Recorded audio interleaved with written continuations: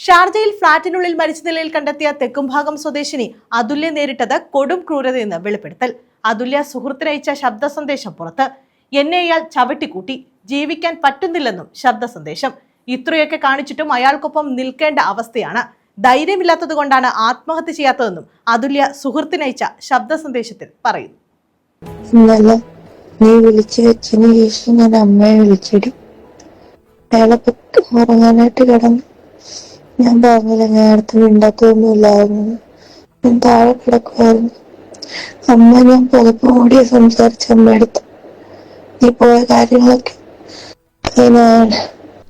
ഷാർജയിൽ ഫ്ളാറ്റിനുള്ളിൽ മരിച്ച നിലയിൽ കണ്ടെത്തിയ തെക്കുംഭാഗം സ്വദേശിനി അതുല്യ നേരിട്ടത് കൊടും ക്രൂരതയാണെന്ന് ശബ്ദ സന്ദേശത്തിലൂടെ വ്യക്തമാകുന്നു. എന്നെ ചവിട്ടിക്കൂട്ടി, എനിക്ക് വയ്യ, അനങ്ങാൻ വയ്യ, വയറെല്ലാം ചവിട്ടി, സഹിക്കാൻ പറ്റുന്നില്ല എന്നാണ് സുഹൃത്തിനയച്ച ശബ്ദ സന്ദേശത്തിൽ അതുല്യ പറയുന്നത്. ചവിട്ടിക്കൂട്ടി എന്നെ ഡിസ്റ്റർബൻസ് ആണ്, ഉറങ്ങുന്നതിനും പറഞ്ഞു. എനിക്ക് വയ്യാടി, അനങ്ങാൻ വയ്യ, വയറെല്ലാം ചവിട്ടി, സഹിക്കാൻ പറ്റുന്നില്ല.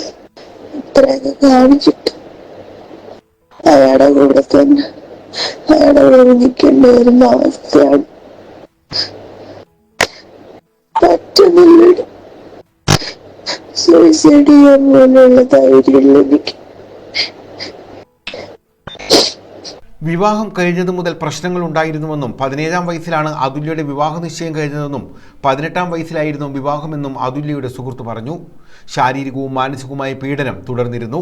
അതുല്യയ്ക്കാകട്ടെ സതീഷിനോട് വലിയ സ്നേഹവുമായിരുന്നു. News bureau, Chavara.